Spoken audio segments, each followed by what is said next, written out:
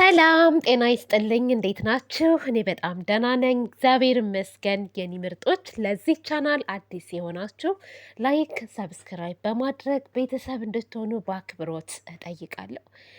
እረ የቡራ ነገር ምን ይሻላል? ምንድን ነው መፍትሄው? ቡራ እኮ ሊጨልልብን ነው። እንደዚህ እያየ ነው ወንድማችን መጨለሉ ነው በቃ። ግራ ተጋብቷል። ያለበት ሁኔታ ጥሩ ሁኔታ አይደለም። እኔ ለምንድን ነው የሆነ ውሳኔ የማይወስነው? ለምንድን ነው እርምጃ የማይወስደው? ምንድን ነው የሚያስፈራው ነገር? የፈራው ነገር አለ ቤተሰብ? ውጭልኝ፣ ውጡልኝ፣ ውጡ እንዴ!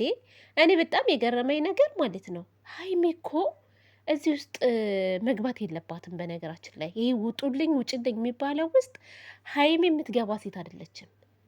ማስገባት ያለብህ ማስወጣት ያለብህ እዩ ተብዬዋን ነው። ቡራ ወዴት እየሄድክ ነው? እኔ ግራ እየገባኝ ነው የብሩኬ ነገር እውነት። ይቺ መታ ታላዝናለች። በጣም እየገፋችሁኝ ነው። በጣም እያስቀየማችሁኝ ነው። እኔን ወንጀለኛ እያደረጋችሁኝ ነው። እኔ እኮ ተበዳይ ነኝ። አትናገሩኝ እንዴ! ከእነዚህ ልጆች ህይወት እስከምትወጪ ድረስ ከመናገር ወደኋላ አንልም። ይህን ማወቅ አለብሽ። ማንም ቢሆን ዝም አይልሽም እንዴ! ምንድን ነው እስከ ዛሬ የት ነበር ሻላችሁኝ አልሽ። እሱንም ዝም ያልኩበት ምክንያት የሀይሚንና የብሩኬን ህይወት ላለመበጥበጥ ነው። ነገር ግን አሁን ላይ አስገዳጅ ነገር ስለሆነ ነው የመጣሁት አልሽ ማለት ነው። አንቺ የአንድን ሴት ልጅ ህይወት አልበጠብጥም ካልሽ፣ የብሩኬን ህይወት አልበጠብጥም ካልሽ ለጊዜያዊ ስሜትሽ ብለሽ እኮ ነው ማለት ነው የተኛሹ። ይህን ማሰብ አለብሽ። ኢማጅ እናንተ አስቡት እንግዲህ ይሄ ነገር እንደው እውነት ቢሆንም ባይሆንም እንበል፣ ባይሆንም እርግጠኛ ነኝ ቡራ እንደዚህ አይነት ነገር እንደማያደርግ 100% እርግጠኛ ነኝ።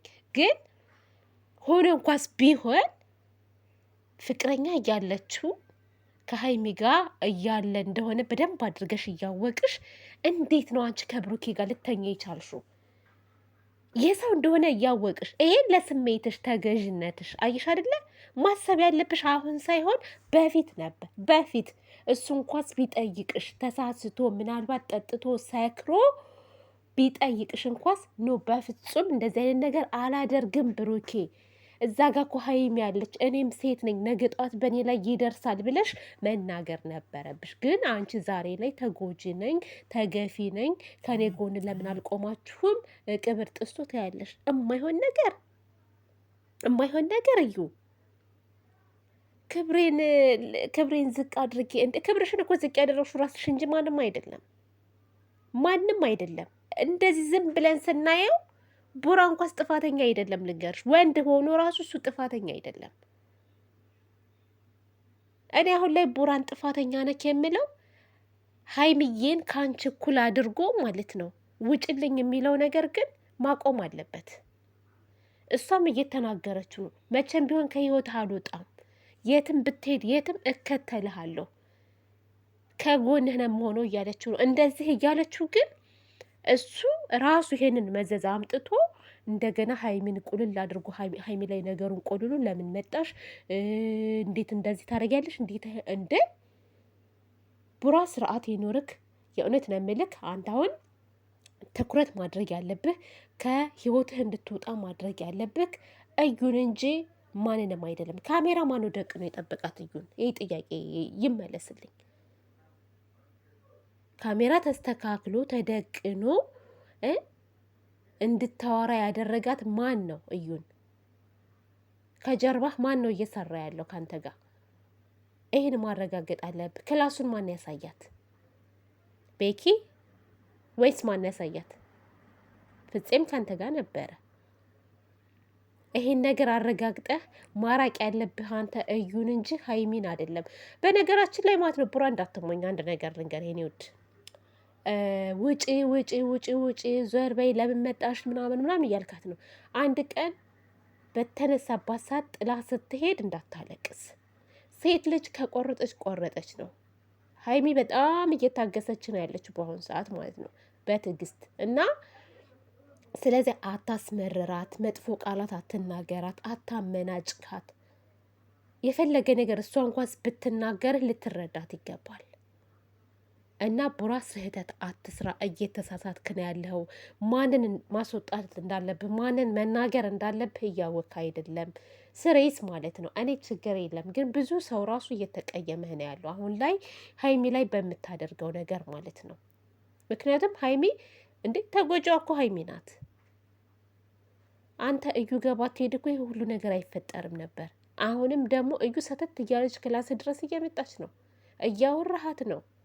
ኦኬ ማውራቱ ችግር የለም። አሁን ሀይሚ ስትገባ አንተ እሷን እያጽናናሃት ነበር ስታለቅስ ምናምን እና ሀይሚ ምን እያወራሃት ነው? ምን እያደረክ ነው? ትከሻዋ ላይ እጅህን አድርገህ ምናምን እያለች ነበር። ይሄ ችግር የለም፣ ኖርማል ነው ማጽናናቱ፣ አይዞሽ ማለቱ ይሄ ኦኬ ችግር የለውም። አንድ ሴት ልጅ እዛ ጋር ተበድያለሁ ብላ እያለቀሰች ሲታይ ማንም ሰው ቢሆን ዝም ማለት የለበትም። ግን ሳትቆጣ ተነጋግረህ ነገሩን አስተካክል። በቃ አስተካክል።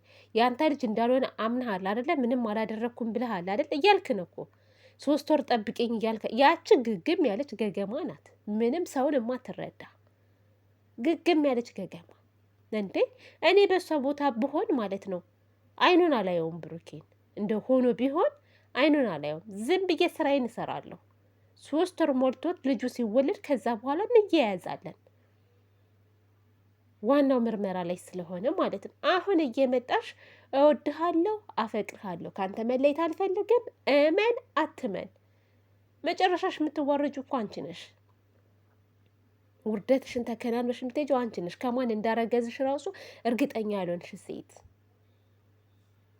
እና ይሄ ክብር ምናምን የምትይው ነገር በወሬ እንጂ በተግባር አይደለም። አንቺ ጋር ለክብርሽ ስትይ አሁንም ቢሆን ከእነዚህ ልጆች ህይወት ውጭና 3 ወሩን ጠብቂ እስኪ፣ በሰላም ተገላገይ፣ በሰላም ልጅሽን እስኪ እቀፊ። ገና ያልተወለደ ልጅ አሁን ላይ ያንተ ነው እመን አትመን የሚባልበት ጊዜ ላይ አይደለሽም ያለሹ። አርፈሽ ጸሎትሽን እያደረግሽ አርፈሽ አትቀመጭም እንዴ? ይሄ ለቅሶ ጭንቀት ምናምን ራሱ እኮ ለምትወልጁ ልጅ ራሱ መጥፎ ነው። አታውቂም? ካጠገብሽ ሰው የለም እንዴ? እርጉዝ ሴት መጨናነቅ ማልቀስ ምናምን የለባትም። እና ይሄን ነገር ማገናዘብ አለብሽ። እሱም የእውነት ከሆነ ነው እውነት ከሆነ እና ቡራንም አታሳብጁ። ቡራ በእርግጥ አሁን ግራ ተጋብቷል ከማን እንደሚሆን። በእርግጥ ሀይሚዬን ጠልቷት አይደለም ጋይስ፣ ሀይሚን ጠልቷት ለሀይሚ ጥላቻ ኖሮት ምናምን አይደለም። በቃ ግራ ተጋብቷል። የሚወስነውን ውሳኔ አቅቶታል። ያ ነው